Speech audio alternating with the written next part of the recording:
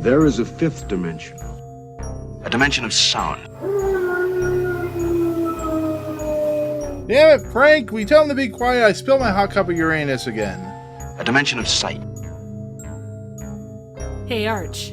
I'm gonna sock you in the puss. A dimension of mind. Nan Adams, is that you?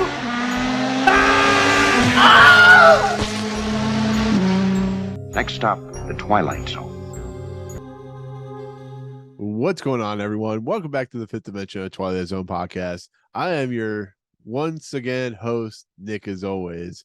We're back to talk the Twilight Zone. Rod Serling's famous. He may think about your thoughts in the process type show. Considered one of the greatest of all time. Of course, we are on audio feeds like Anchor and SoundCloud and was it iTunes and Amazon and Google Play, and rate, star, subscribe. You know how this works. But we're back to talk, a new episode 16 of season 2.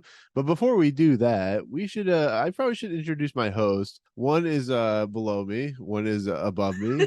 So we got a bottom and a top. So it's good times, But of course we have Triv from Trivial Theater, who is sporting her I Love Uranus cup, and then we have Jacob, who just blinked at me, so I don't know what's going on here. But how you guys doing today? It's really late. We're all drunk or tired or somewhere in between. So what's going on? How you doing? I don't know. You don't know? I didn't have a quarter to land on its side, so I can't tell what I'm thinking. Oh man, I know what you're thinking. What's Where's my Pac-Man picture? No, Nope, that's fuck that okay. You really Jesus. want him to do that on stream? I mean, that might get us demonetized or get him demonetized, Or it might be our breakout. that is true. Man fucks realistic Pac-Man on screen. I mean, it's kind Sounds of like right for front page being news able to to me. gum something, The gum something. What the fuck? I mean, it's That got those Pac-Man had kind of teeth. teeth, right? Well, no, that they're kind of. Are they let teeth? me see if I Yeah, can find it. it's horrifying. It's horrifying. I mean, maybe just like, hey, I want to eat your banana. It's here it comes. He's gonna show it, and here it comes, ladies and gentlemen. He's about to show it. Hang on a minute while I whip this out. That's the Yoda thing. That's not a That's Pac-Man. the blue waffle. Mm, Ugh.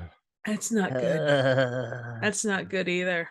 Lynx? No. Ugh. Oh God, put it away. Is that what yours looks like? Put that Oh thing away. fuck, man. Oh God, it's gonna make me. I'm It's the gonna. male version of teeth. Ugh, God, I'm gonna hurl all over my screen if I'm not careful. Oh my god. Jesus. So while Triv's trying to consolidate herself, Jacob, Jacob, how are you doing today? I'm doing great. I think Jacob, usually the more tired of us three. Apparently, we're the Triv Not today. Not today. You're gonna have to steer us through this, Jacob. Hell yeah. 2 hookers and an 8 ball. I'm all good tonight. Anyways, so we're back to talk another Serling episode, or Twilight Zone episode, whatever you want to call it. But today we're talking season 2, episode 16, which is A Penny for Your Thoughts, directed by James Sheldon, written by George Clayton Johnson, production code 173-3650, original air date Johnson. Yeah. Clayton Johnson. Original air date February 3rd, 1961. Stars, of course, Dick York, June Dayton, Dan Tobin, Hayden, Rorke, and Cyril Delevanti. Yeah, so this episode I have seen a billion times before. This is very much a staple. One of those episodes I don't know if it's the greatest, but I think it's fun and entertaining for what it's worth. I definitely enjoyed, watching it more on critical level. But Triv, the one who won't remember anything tomorrow, what do you think of this episode? Like, what was your overall, like, do you remember this episode? She Even said in she your doesn't state. remember watching it today. What are you talking about? She's Tomorrow. I don't know. Is this the one where the plane Where the fuck crashes? am I? I don't remember what's going on now. Why am I in avatar form? No. I don't actually remember this one very well. I don't remember.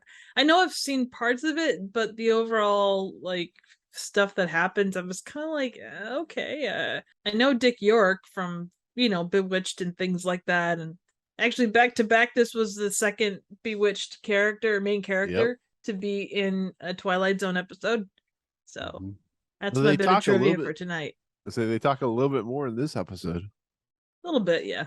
Yeah. How about you? Everybody Jacob? does. Everybody's fucking gabby as hell. Man. Freaking fucking What- Gabby. What everyone wants up in this bitch. Yeah. It is. It's what women want, which I had that thought, I read that note, and then I saw that apparently that is what this episode inspired that movie. Oh shit, really? Oh Yeah. fuck. Except this movie was makes sense. equally dickish with everyone instead of being purely misogynistic for what it's worth. So, but yeah, so this episode is, I mean, starting out, kind of not remembering. I know, Jacob, you said it's been a while since you've seen this, and I know, Trav, you said it's been a while since you've seen this episode. Did you pretty much kind of figure out where it was going to lead when it was moving through the episode? Or did you just kind of come by it surprise? Or how did you guys feel? I mean, I didn't know specifics, but I mean, it's like, okay, clearly the power of, Price compels you. ability. Yeah, exactly. The ability to think outside the head would come in someplace and, make all his shit work better. And, he'd probably save the day and blah, blah, blah, and whatever. So come ahead, shit out of all everywhere. Yep. Yeah, all that. He's all That's kind of right. like, come on, Eileen. Come Eileen. on, Eileen. Come on, Gladys. Come on, Helen. Oh, Helen's thirsty. 12 in this Helens. episode. Yeah, everyone in this, honestly, everyone in this episode was really fucking thirsty. I know. Right? I There mean, is- Ezra Miller, I was just like, this is a very, there's all kinds of sexual innuendo going on here, or maybe it's just me. I had to think about that. In your endo. And was for there all that kinds of joke- in somebody's endo. I said for that joke, watch us 3 weeks ago. No, I'm kidding. No, I'll make it a good but this episode cracks me up because it's like the most like I want to call it. It's horny. sexual- Yeah, It's it's horny horny. as fuck. It feels like Rod Serling Thank you. needed some Yeah. something. And he didn't get it this week, and he was Some ass. maybe he's blue balled this week or something. I don't know. Maybe he just like, you know what? I'm gonna have Helen Turner, June Dayton. I'm gonna have her be like, oh man, I need to get with that guy today. Oh boy, come on now, baby. He Who looks knows? pale. I need to make him less pale. I It's know, very sexually charged for a 1960s or early 60s TV show. especially It's something all on kinds- prime Well, time. the thing is, though, at least, and I know movies and TV shows, we've had the discussion that they're not quite the same thing, but this is the era of kind of like those sex comedies, like Doris Day and Rock Hudson and, ones like that. And they did a lot of that kind of like, oh, well, I'd like you to check out my porch, or, or things like that. The way things were shot, the way things were set up. So, I mean, this is kind of, I'm sure that Rod Serling probably took some inspiration for things like this from things like that. I would imagine. Some more creative time, Yeah, they went a little, he'd be like, hey, I'm gonna take my sausage. This sausage goes into this, box at a sausage plant or something. It was something, I don't know, something like that. I'm not the guy to write these things. That's what they would have gone with back then. They would have put a little bit of thought into it. I mean, unlike today, he would have been like, I'm gonna put my dick in you. And that's just on cable or the networks. Think Oh, about what that's they on do Nickelodeon. cable. Yeah, I mean, But yeah, so Dick York is a pretty famous individual. He's well known for his comedic timing. Yes, his name's Dick York. Get it out. We have Mr. Smithers in here too, which is an old wrinkly guy who poor guy just wants to go on vacation. Okay. I was watching this character and I'm like, you know what they're doing? This is the Stapler. inspiration for Milton. Stapler. Oh, Yeah. 100%. Yeah, I'm gonna burn it this literally place is down. like they're gonna be sorry. Where's my stapler? I was waiting for him to say something like, they'll be sorry at 4:30 today. When I show up, I open my briefcase and take out the fucking gun or something like that. Burn this place to the ground. No, it's like, I'm just gonna take all the money. Weirdly enough, this is out of the ranking. I'm looking at Pace Magazine because apparently that's the only ranking one we ever look at. This episode is ranked 125. Really? Yeah, it's ranked down, which I don't get that. I don't think this is a bad episode. Maybe it's not the strongest of episodes, but Let's see. What did they put it? I mean, 125. Well, I'm thinking this one probably had that whole goofy factor going. Yeah. Yeah. I mean it's a lot like the car one, the whole I mean, truth. it is a kind of a middle of the road, like not the best, far from the worst. It's just a fun episode. Yeah, it's a staple funny Twilight Zone ep. It's kind of like you have the serious Twilight Zone eps that are middle of the road, then you have the funny ones, and this one hits that for me. Well, this is like personally. this is in between a sandwich of like serious to campy serious with 22, which comes next week. Which maybe they need some levity for an episode because we'll start it out this episode. This episode starts out literally Hector B. Poole, played by Dick York, walking down the street. It's a guy What's selling up with that newspapers. name? He does not look like a Hector. I don't know. when I see They this love their guy, H's in this series. they call him Hector. I'm like, what? He's not. He just changed the name. Make him Henry Well, or something. He is not a Hector. Hey, Hector. My name is Hector B. Poole. well, I mean You the rolled one- up. Poole. the used car salesman guy's named Harvey, so they love their H names. I don't know why. Well, Harvey works, but Hector? I mean, really? He's not a Hector. Who? What the hell? Anyway, every time they said Hector, it just seemed very out of place. But hey, Hector is out of place, man. Hector. Hector. I mean, if you're looking Miguel's dad like from Cobra Kai. like out of and obviously IMDb ratings are not Paste magazine ratings, but I mean it had an 8 out of 10. It's a fun episode. Like literally when you come off The Invaders, which is a very dark, very feels like a very heady episode, and you come to Very wordy. this, yeah, it's a very wordy episode. But this episode, like I said, he's walking down the street. He throws a quarter onto to pay. It's I don't know what the quarter for a newspaper, but apparently newspapers are a quarter, and No, it dude, stands back up on then. That quarter would have bought that whole entire newspaper stand. right. It's What a about- quarter, man. $852,000. I mean, So he could buy a beer and a newspaper stand. Yeah. Well, if you Um, wanted to know, so at least again by IMDb ratings, which like all the other ratings, take them how you will. Penny for Your Thoughts is rated an 8. The Invaders is rated an 8.1. And the Mhm. Fever is ranked number 114 in Pace magazine is- over. it has been what? I don't tell a lie. It's number 115 or 14. What's number 156? I think it's like the Bewitching Pool or some shit. Let me check. Nice. No, it's I Dream of Genie. Where's Maples? Maples. Monsters are on Maple Street. It's probably like number number one, 5. of course. No, it's not. Number 2. Goddamn lie. What's number 1? Number 1 is Serve not Man. ranked. There's no ranking for number 1. Bullshit. I Bullshit. have the Beholder. I Eye don't of know, the maybe. Beholder or To Serve Man or I something. mean, clearly they got this ranking correct because number 9 is Perchance to Dream. So, anyways, Are you fucking kidding me? anyways, This is not a creditable source here.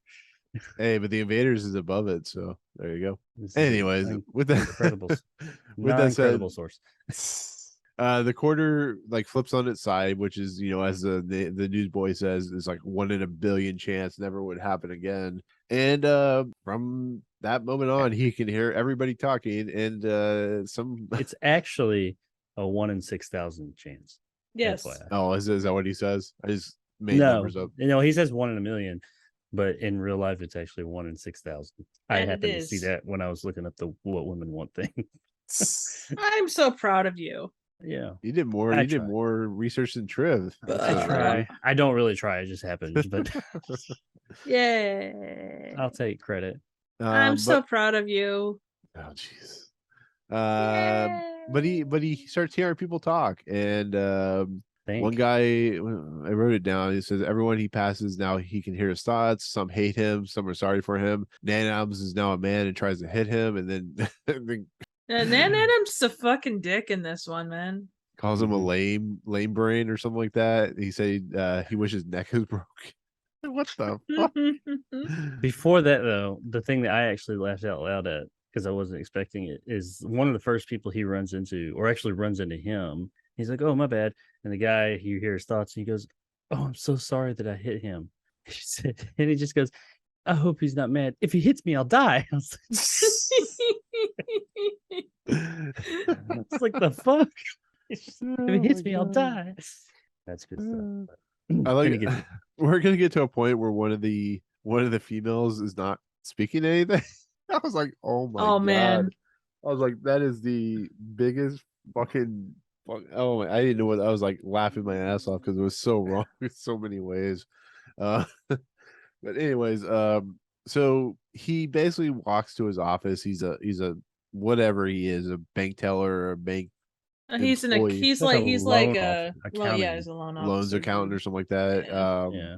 And he like this whole episode is just literally him. It's funny too because he starts like he's like, you know, as we would do, like he's hearing the thoughts, he's like repeating the thoughts to the people, and people are like, what what how do you know this? It's like that he walks past the police officer, and you know, the police officer's thinking about the Dodgers, and he talks about that, and then he says everything in apple pie order. I didn't know if that was a sexicon word or not. apple pie order. I didn't hear that one. Yeah, everything's in apple pie order, which I don't know what that means. Trev, do you know what that means? I think basically it's just everything is in the order it needs to be, although I don't have any inclination as to where that came from as like a saying. I suppose it's like layered properly. Or you know, everything's right, just like warm apple pie. Tidy and Ooh. well organized. We'll just go with apple pie order. It makes me hungry for apple pie now. As long as you don't want to stick your dick in an apple pie. Can I say cherry pie order? I like cherry pie more. It's Sounds just a your lot face. more. It sounds a lot more like Horny? warm and gooey. We'll give Trev a blue egg. Have it open up. No, I don't know. No. Take your blue shit and shove it. Speaking Turn of, on the waffles. he walks by a man who misreads pool as being an overgrown ape that sends him overdraft notices. I'm like, this poor guy, man. No wonder why he works at a bank. He's probably depressed and wants to kill himself after hearing these things. Thank God for Helen, what's her face, in her sexy voice, and telling him basically to that he wants to take her, he wants her to take him, or him to take her and do things to her. It's good times. Yeah, come on over here, Hector. Come join me You by the white water Latin cooler. lover. He is Helen of I'm Troy, a you know. tiger in bed. No, a tiger under the right circumstances. Yeah, I changed the words a little bit, but yeah. It's okay. Tiger in the right under. Are you the right circumstances, Hector? Can I be under your circumstances? Oh, Bring your She's- circumstances over here. She's Reina. come over to the water cooler. It's wet over here. It's wet, just like Oh, my. you forgot about when he goes in to see the boss guy. yeah. And great, he's well, because- all like, I wanted him to hang up the phone while he was in there the whole time and tell her bye. I just wanted to be bye, Felicia. well, no, like it's. I was just waiting for it. I was like, please,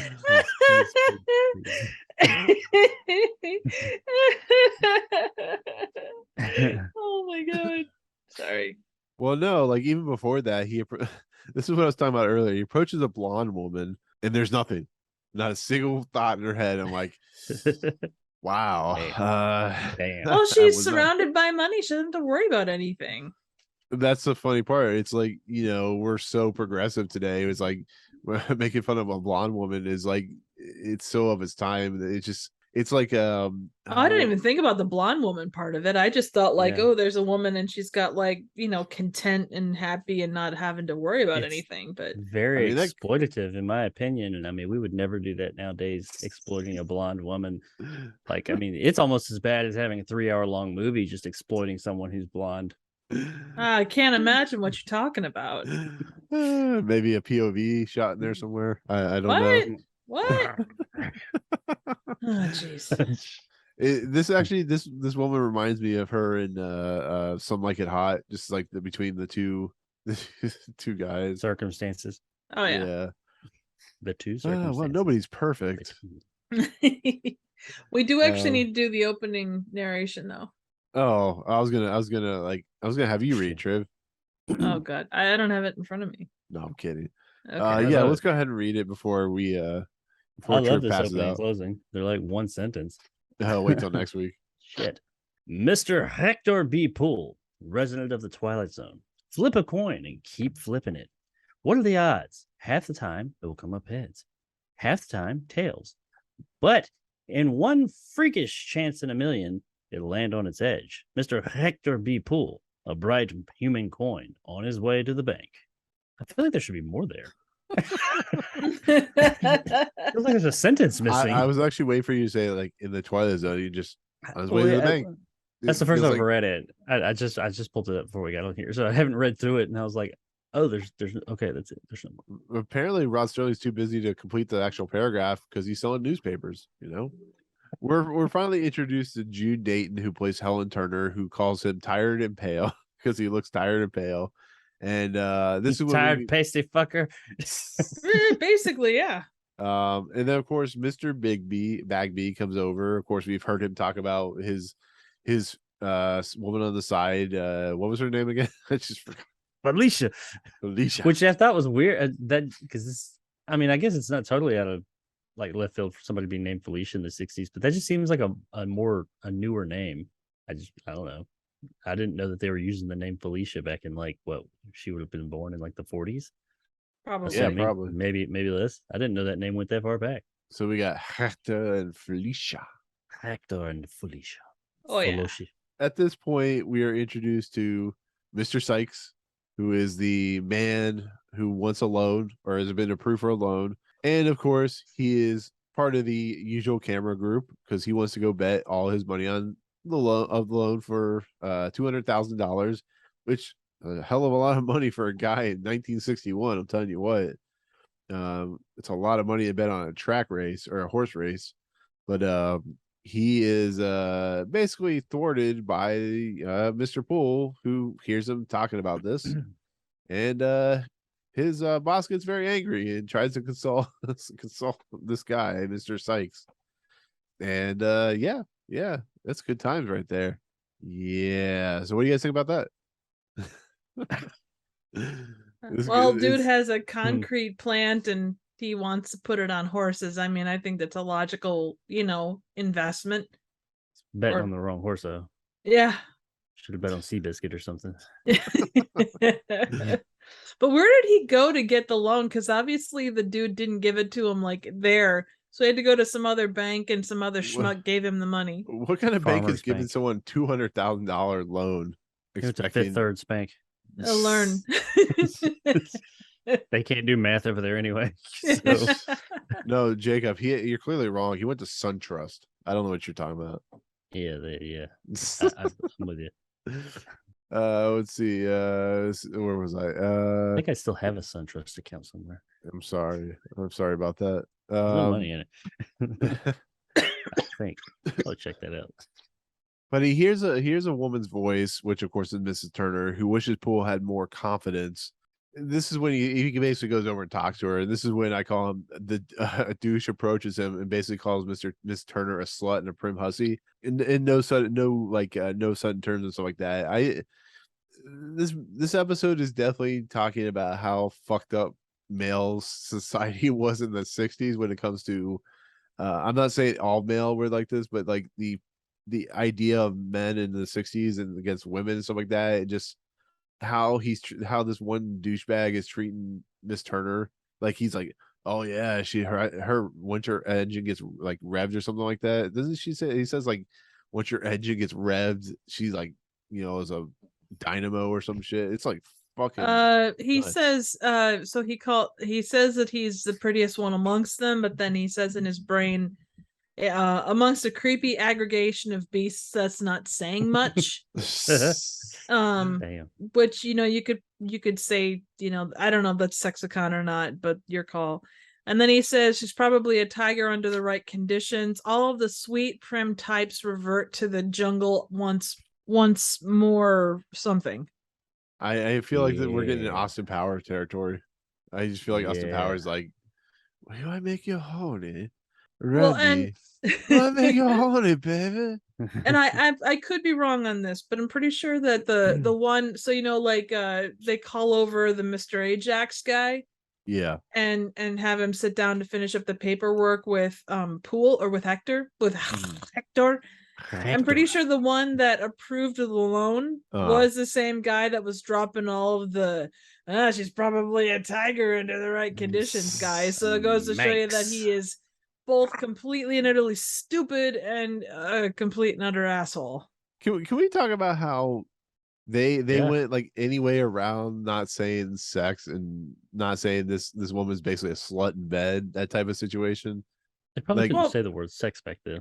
Well, no, I'm just saying like the way they got around it is actually some of the most creative stuff in the story. Oh, absolutely. It's so crazy. It's like, Condition. But fucked up, again, that was yeah. kind of the way that they did stuff. Like at least, and again, I know movies aren't TV shows, but like this was the era of sex comedies, kind of those rompy. You'd have two people talking about, like, they'd be side by side, and then it would be a split screen between two people talking on the phone, and then you would see the split screen go, and you'd see them both laying down. So it was kind of like, they were on top of each other and stuff. I mean, that was this era. They were sexually repressed, but they still talked about it in their own way. I mean, he said, I bet she's a tiger under the Right conditions. right conditions. Yeah. You're expecting sheets and right conditions. Oh, winky, winky, winky. I want that as a ringtone. Winky, winky, winky, winky. Just clip it out of here.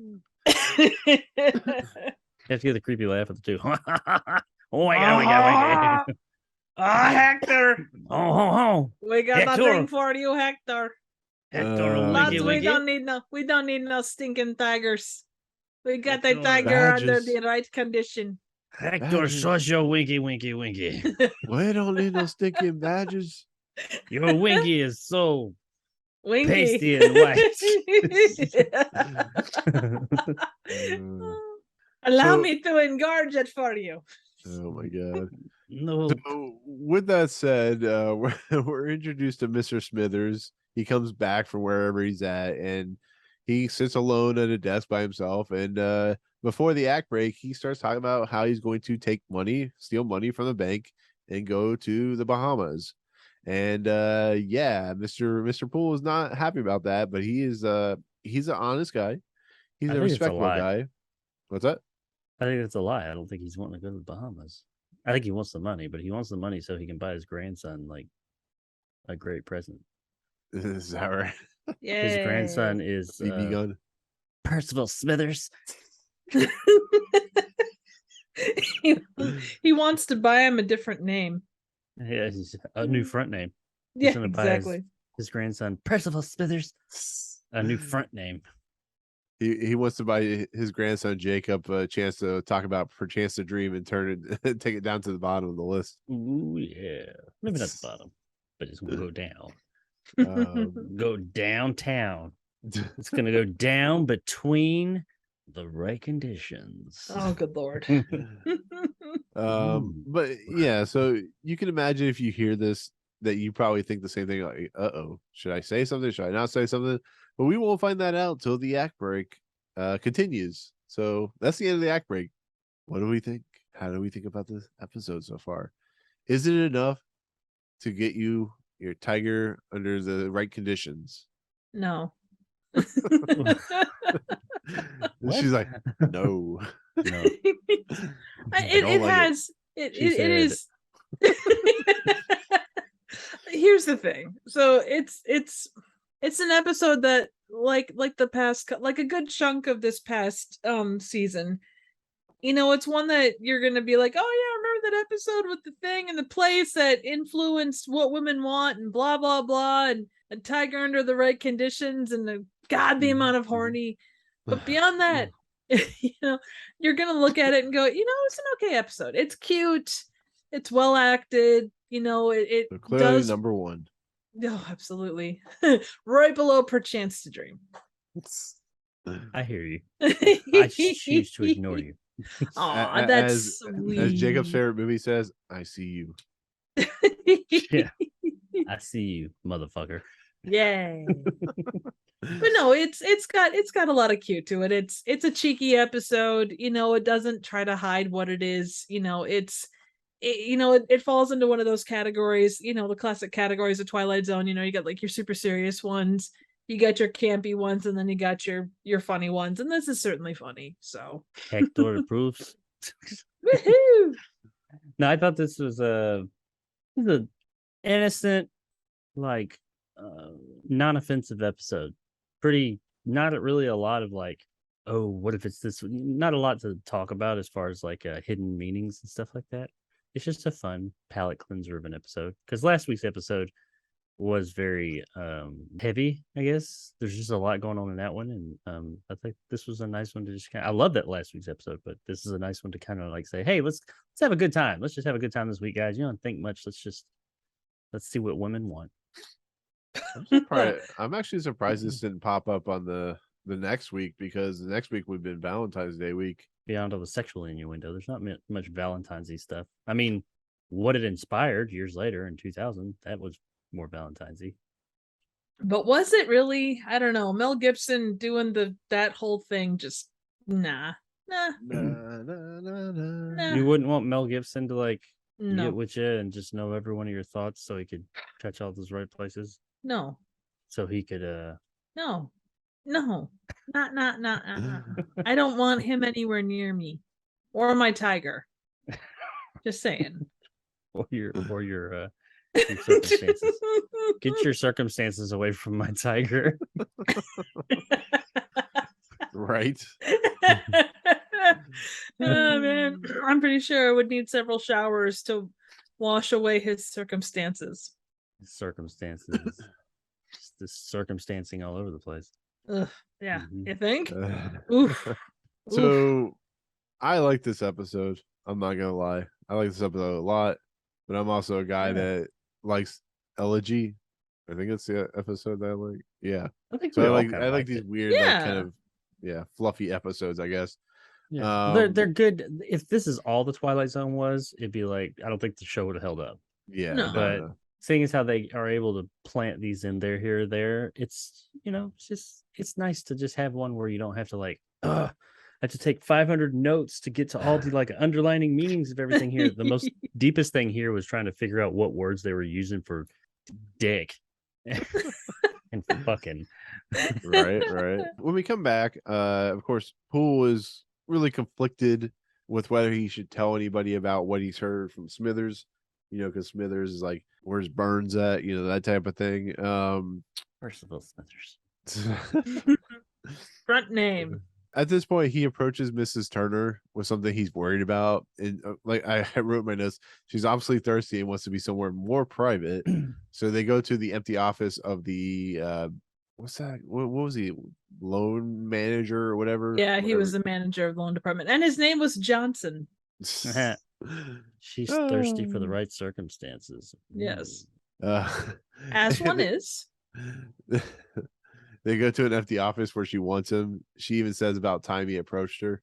That's what I wrote. This is when he reveals to her that he can hear everybody's thoughts. And of course, she's like, doesn't believe him, and says that he should be in a private room and should be in a insane asylum. And it's just, this woman like really wants him, but is like worried about him. I don't know what's going on. It's such a weird relationship. But he tells her that he tells her that Smithers is going to rob the bank. He's going to take all this money. She says maybe it's your duty to please this Mr. Bagby. Duty. Yeah, duty. My duty Yeah. to please Duty that to Bagby. please that booty. Yeah. Call him the Yeah. tiger, bitch. I love it. Mr. Hector Poole in this episode, but I have to ask you guys, and he goes and tells Mr. Poole or Mr. Bagby about Smithers, says he's gonna rob the bank. Would you guys do this if you knew what he was thinking about doing? Would you just let him take the money? Because this poor guy just seems like lost in his world. What would you guys do in this scenario without trying to please Miss Turner? I think given the era, and because they even say it later, you have a duty duty. You To have, please that booty. yeah. Yeah, you have a duty to the stockholders and to the depositors and stuff. And it was like, if you worked for a place, you had loyalty to that place. And I think from that perspective, I don't think you could in good faith, like, not turn him in. But yeah, from the perspective of he's a clearly old guy, he's kind of sad. But I don't know, I didn't feel like he was more like, oh, it's a little fantasy that I have kind of a deal. And it never seemed like it was that intense of a thing. I don't know. Because he even admits he's a fucking coward. I would have thrown that old motherfucker under the bus so I can get that promotion. Yeah. And then Helen over there, whatever the hell her name is, me and her thoughts, we finna be situation the shit out of things or whatever it is tonight. Conditioning the conditioning. Yeah, we're gonna be all kinds of circumstances and conditions going on. So so what you're saying is you're taking hell into Pool Town? I'm gonna put my pool cue in her pocket. Oh, I'm gonna slap my 8-ball into her corner pocket. Oh dear God. Hey, this episode is a penny for your thoughts, so we're getting many pennies from Jason or Jacob's thoughts. I'd have all the pennies. He is kind of a thought, isn't he? Lots of pennies. He's an e-thought. So I love how they just like they slowly just wait for Smithers to come out because he goes into the vault and he's like they're waiting like here we're gonna put the guard here, we're gonna put the Mr. Bigby here, we're gonna put Mr. Poole here. It's kind of like a showdown, and of course they take Mr. Smithers' bag as he walks out and they dump it. It's just literally like 3 things in the bag. There's no money. And like, why do you even bring this? Why did you bring socks? So at this point, why Mr. Smithers has old dirty socks in his bag, who knows? Maybe he's homeless, I don't know. But he were the socks like stiff? I mean, maybe he's spending too much time in the bathroom. Like, where the fuck is Smithers? He's wanking it in the bathroom again. Damn it. Someone get a mop. He's old. What do you expect? Poole is fired by Bagby. Old man. How are you so old? You let out so much. You make a mess every time. That's what Trip keeps saying to Jacob in her theater. Stop making a mess. So Poole is fired by Bagby. Of course, that's what happened. And he goes over to Smithers and asks him, he heard him say, he's like, oh, how'd you know? He's like, it's been my dream. Maybe it's not, maybe it's not Bahamas. Maybe it's another country, blah, blah, blah, blah, blah. Basically, this is a fantasy of an old guy who just kind of is in his life of his career, his twilight of his career. And he leaves. He seems happy. He seems not really upset that he was almost arrested for defrauding a company or stealing from a company, He just he just walks away, skips my Lou, leaving the bank. And it's funny because he says he's a small man. He lived with it too long. He calls himself a coward. It's basically saying to Poole, don't be the guy that lives your life with nothing to care about, nothing to have for yourself. And that's when, in other words, go rob the bank right now. Yeah, exactly. Yeah. But that's why Miss Thirsty Turner comes into the mix. She says it's not his fault. She calls it a strange illusion and it will go away with proper medical care. I'm like, oh yeah, I guess that's how you deal with people hearing things. He never really does give her a reason to believe him. Like, he's not like, okay, think of a number. When you're not thirsty, you believe anything. I suppose. Yeah. She's like, I don't give a fuck if you're crazy. I've seen that bulge. Come on. he even says, he tells her what he sees. Take the meat train to Tuna Town tonight, baby. He says like seeing people with their clothes off. I'm like, okay, we are going somewhere. And it like just her. And then he finally gets things without slight delusion of doing something.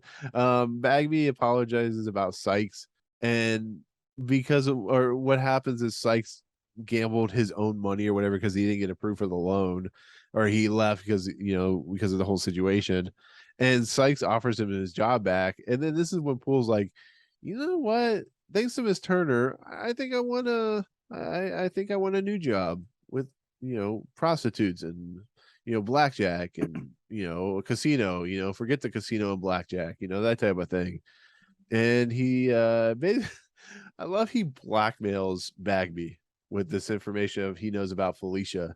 And This is an old horny bastard. And he just wants to get the hell out of there so he can go get a Yeah. piece. it's like Yeah. It's He's like, like, Jesus Christ, I don't care what do you want, so I can go. this- Yeah. But what do you? I mean, and then on top of that, he's like, you know what else? That poor Mr. Smithers. Why don't we just give him a free round trip ticket to the Bahamas, all paid vacation? And I have to ask you guys, does this change your view of Poole, Mr. Hector B. Poole? Does it change your view of, or does it just make him feel more human, like he's actually doing stuff for people, standing up for himself? What do you guys think about this? He's taking charge. Yeah. I honestly Tiger under looking, right circumstances. yeah, exactly. I mean, genuinely, like up until this point, you know, he's got this power. And the one thing about Twilight Zone eps is oftentimes like the people that get these random things, it's like it's more curse than blessing.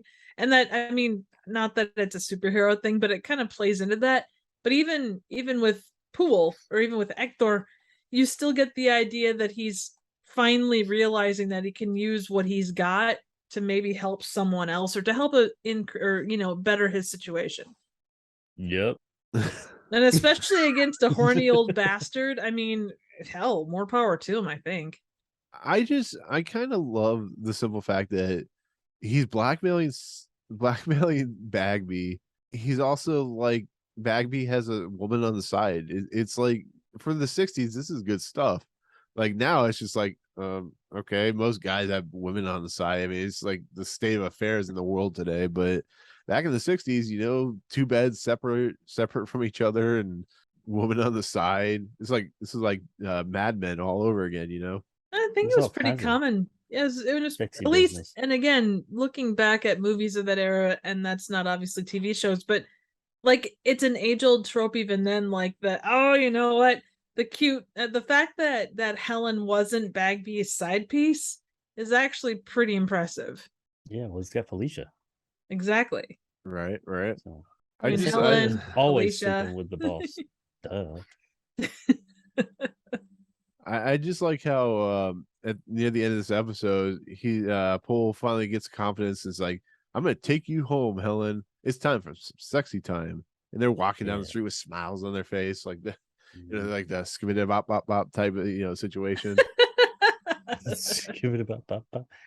Yeah, she's all hyped. Taco. At this point, she believes, oh, he can hear everything. I'm thinking, yeah, this is gonna be amazing. And then he loses it. Yeah, Yep. then he goes and ruins it figure. all by tossing another coin to your Witcher. Or Yeah. So the guy's She's like, no, you lost it all. He's like, I don't care. I have a woman. We're gonna go make sex tonight. It's a wonderful life. But it's gonna be like vanilla, crappy sex that I want, not the kind of kinky shit that she wants. This is a very subdued performance for Dick York. Oh yeah, So I he's can known see for being Dick York, outlandish. yeah, acting like his normal way doing that. Oh, Dick York. oh, Can like I ask tripping this? over shit. Well, let me ask this question to you guys: does Dick York look like a young Jim Carrey, or Jim Carrey look like Dick York? Am I I can see it. Skinny, yeah, a little bit.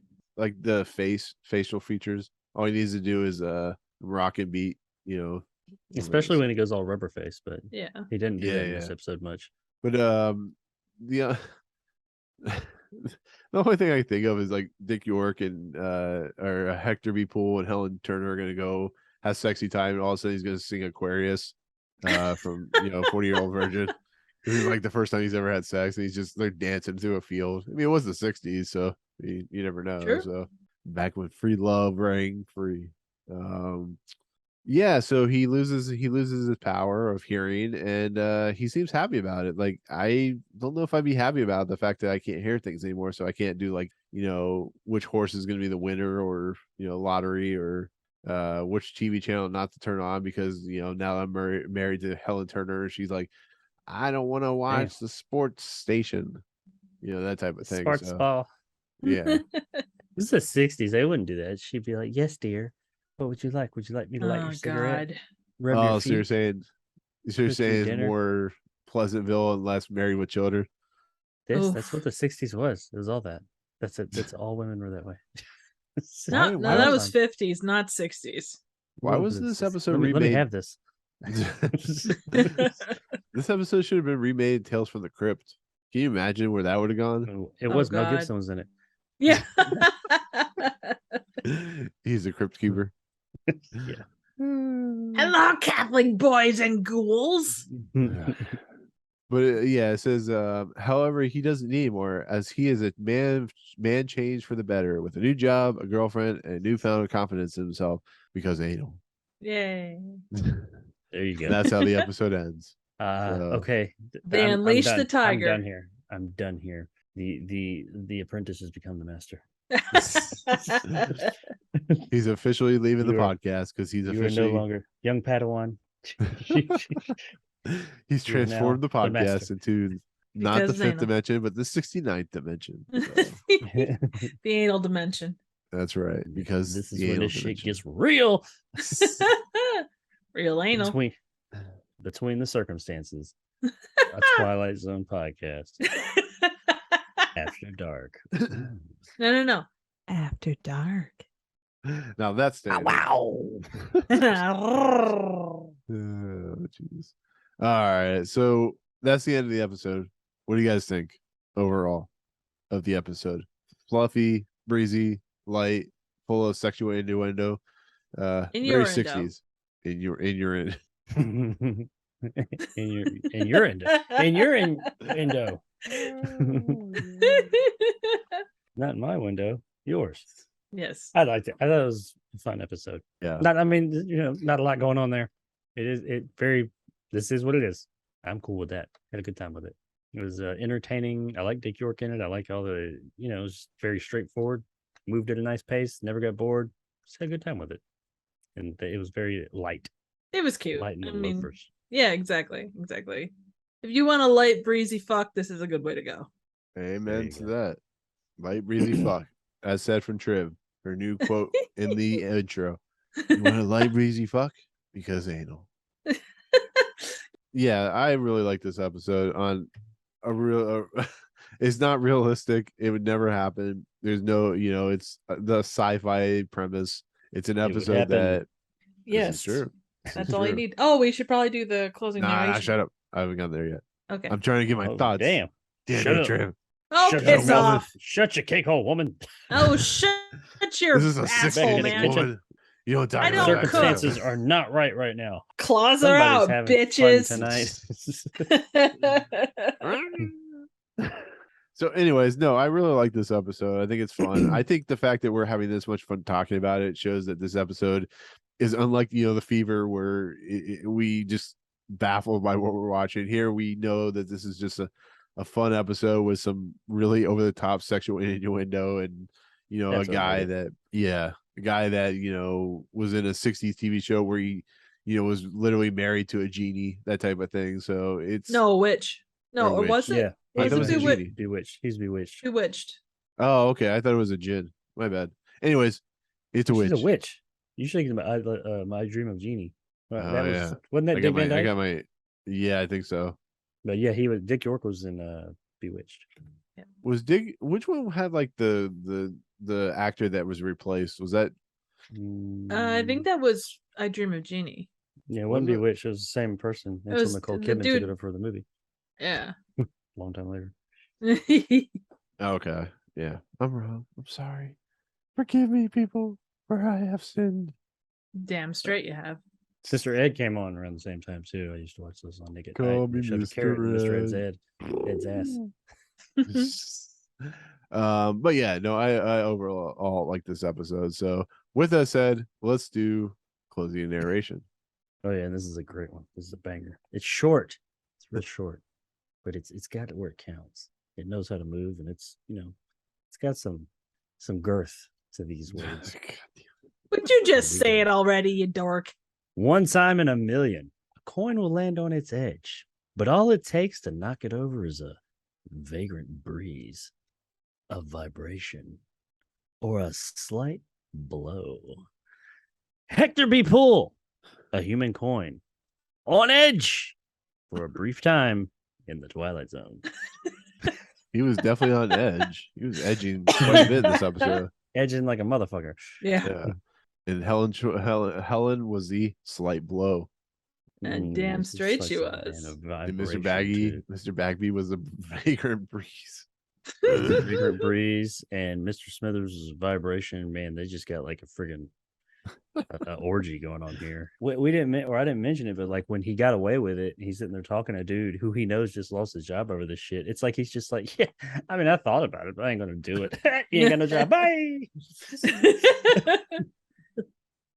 Yeah, What if he had the money? Like, what if he taped the money to his like self? He actually stole the money. Yeah. I was He did hoping he fucking would. That Wolf would of have been Wall Street. hilarious. Yeah, they walk out and it's just the money just falls on the ground. They just rip over his shirt and it's just like Get 100. him. It's tied to his wrinkly ball sack. I'm not going there. It could be like Wolf of Wall There. Street, where they're like tying like hundreds of dollars to her chest and shit. Yeah. Okay. With that said, we'll go ahead and end this episode with our Twilight Zone ranking list, the list that is so great that we covered it with our Tigers of Right Difference. So where do we put this episode? Hmm. Hmm. You guys Is give this me a better than a starting most point. unusual camera, Oh, which is okay, number 17. number 17? I would say 14. No, 15. 15 sounds like a good place. It's just 2 more up. Ah, Jesus. Here we go. Triv, as a drunk one who has common sense. I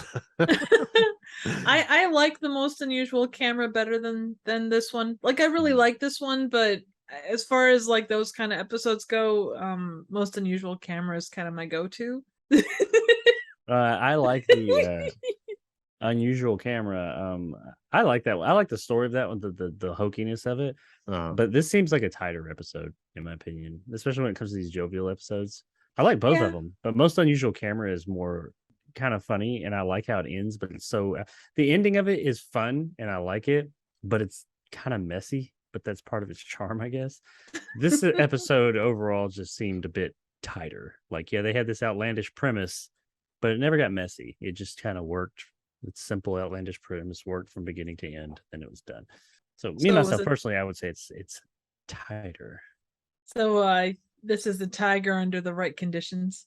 Oh, it definitely is.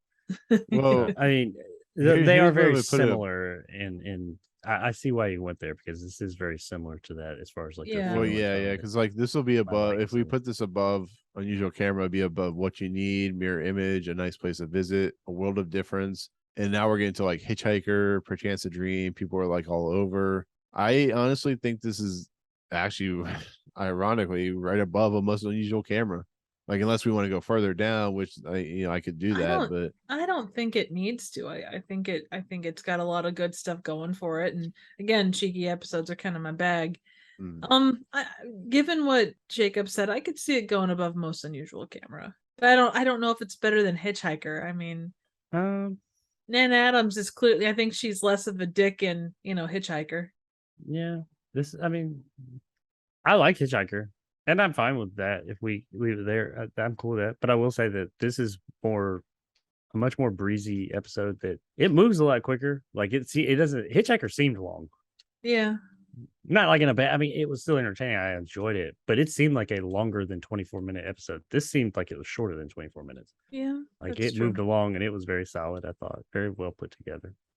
Ideally speaking, it doesn't have as much to say as Hitchhiker. Hitchhiker's got a lot more stuff going on there, but as far as like just my pure enjoyment of, hey, here's these 2 episodes, which one do you want to watch? Probably pick this one. But that's right now. Right now I'm kind of like in the mood for just something light and breezy and easy. And with the other one, I might have something I want to commit to and spend a long time with. Right now I just want to, just for the night, just something easy. Easy to get into. I'm cool with under Hitchhiker, above it, right around in there. I'm fine with either of them. Yeah, I think like a number 17 would work. Yeah, good. That's good with me. Okay, so it's good. Yeah, it touches me in all the right places. all right, so with that said, I think that will do it for this episode. It'll be at new number 17, which is A Penny for Your Thoughts. Of course, number 1 is Eye of the Beholder. Number 51 is The Trouble with Templeton. We're getting close to having number 16 is Perchance to Dream. Isn't number 15 Perchance to Dream? Wishful thinking, wishful thinking. According to Jacob, it's actually number like 50 now. So that is true.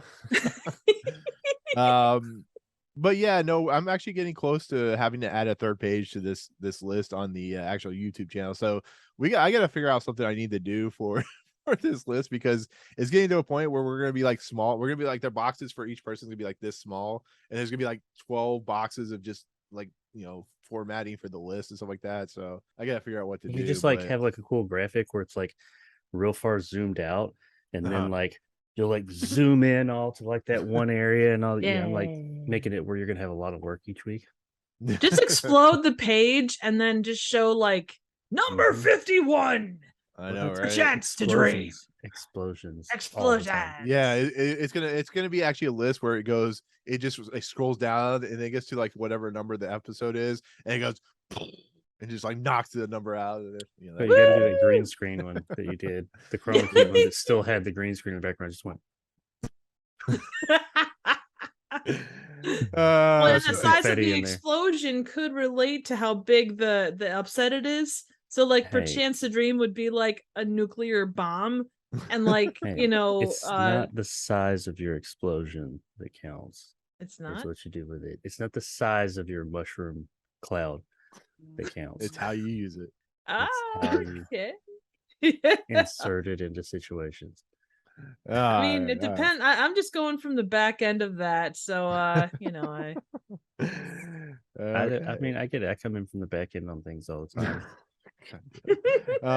Okay, That's so one way of getting into it. oh man.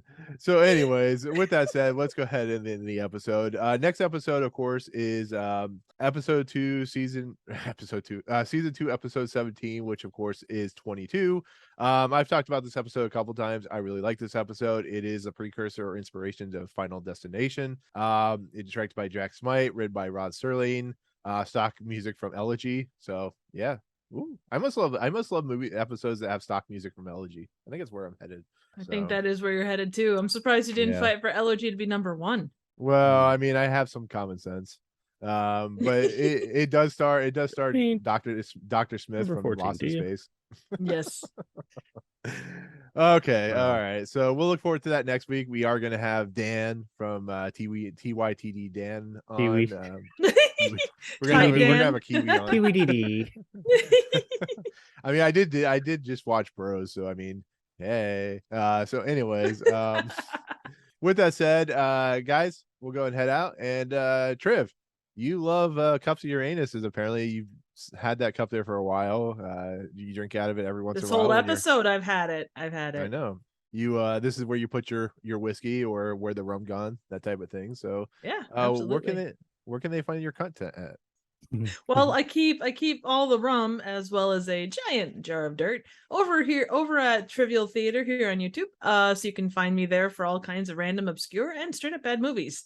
And one of these weeks, I will actually have fucking content up again. So definitely stay tuned for that. You can also see me on Twitter at Trivial Theater. Yeah. Do you keep that dirt in a box? I keep it in this plant over here. Do you as I was editing the video today, did you put it in a burlap sack and then throw it in the fire? Yes. Yeah. But it's still dirt at that point, so it's okay. Yeah. Excellent. Jacob, I see you a lot. I know you have a channel. Yes. I know it's full Yes, I of do. mystery and excitement and perchance to dreams and stuff like that. And what about Ezra Miller worship? Yeah, the spider, Oh, yes. the spider women. Ezra Christ. Spider goddess. Ezra Miller and the Ezra Spiders of God. Anyways, where can you find your content at? You can find me at Jacob Andrews Reviews on YouTube, where I have a twice weekly show, the Almost Awesome Show, which Nick is usually on, and sometimes Triv is too. And hopefully one day other guests as well, where we talk about movie news and entertainment news, a little bit of video game stuff every now and then, and just talk and, go and hash out some stuff and talk about the world's problems and things that are all entertainment and good. And yeah, we do that twice a week. Have a good time. Come check it out every Wednesday and Saturday at 2:00 Central Time, whatever time that is where you live. Oh yeah. Be happy to have you. Oh yeah. Mm-hmm. And of course, those smooth tones. I know, right? And the fact that this episode is 2 weeks later, who hell knows what Ezra Miller has done at this point? So maybe he's created his own band and he's in the Twilight Zone. I don't know. So maybe he guest stars on the Almost Awesome show. Do check. I will say, I don't.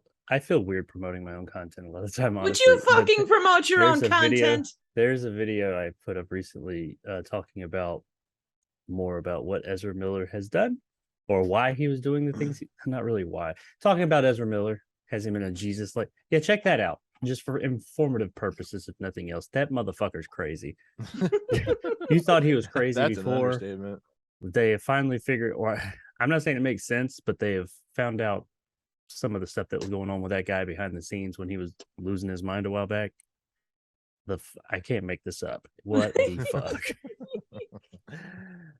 No, you cannot. So, anyways, look up their content, check it out. Definitely worth it. Triv, get on it, get us a video so I can promote that video and talk about how awesome it is. So, anyways, you can find me at Movie Emporium on Twitter, on YouTube, all that good stuff, as well as our audio version is, of course, at Audio Boom and Cups of Uranus and Trees and whatever I can see, The Last Jedi and Indiana Jones and the Last Crusade, and of course iTunes, Amazon. Kalema, Kalema. No, anyways. We're gonna just do this as they dance around. Anyways, yeah, find us on find us on various audio feeds and YouTube as well. So, anyways, we'll see you next week. And for myself, Triv, and Jacob, we'll see you next time in the Twilight Zone. Peace out, motherfucker. Kalima. Who's that, motherfucker? Drug dodge, drug. I got nothing. Blah. Thank you for my intro. What's going on, everyone? Duck dodge, duck dodge. You tell me do things. Drink. Pork chop sandwiches. Pork chop sandwiches. Oh shit! Aluminum linoleum. Aluminum linoleum. Pork chop sandwiches. What the fuck? This house on fire. Get the fuck out of here. I love Uranus. I love Uranus. I love Uranus. I love Uranus. I love Uranus.